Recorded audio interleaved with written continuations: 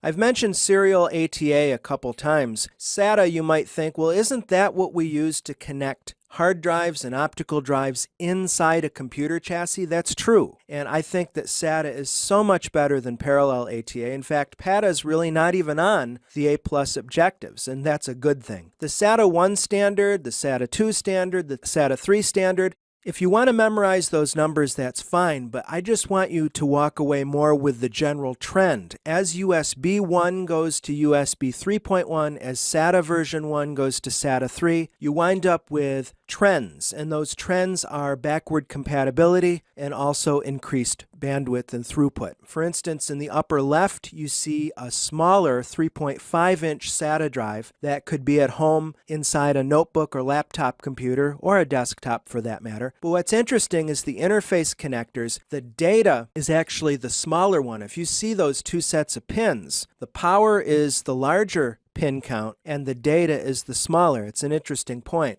Another thing I like about SATA, well, I could list so many reasons why it's better than parallel ATA, but the fact that the connectors are keyed. A keyed connector, this is a notch you see on the left-hand side of this SATA cable, means that you're not going to plug the cable in backwards. It's a fail-safe mechanism. Like I said, that's a good convenience. Now, eSATA, the E stands for external. We can actually leverage the reliability, the ease of configuration, and fast speed of serial ATA devices outside the computer chassis. You don't have to rely upon opening the case, attaching a SATA cable to the motherboard, and then another to the device, and then you have to figure out a way to screw the device into the chassis so it doesn't move around. External SATA supports a maximum cable length of 6.5 feet or so that's pretty flexible, it seems to me. And you could connect to an external hard drive array, and like I said, enjoy the super high bus speeds and also the flexibility of getting to those devices from outside the chassis.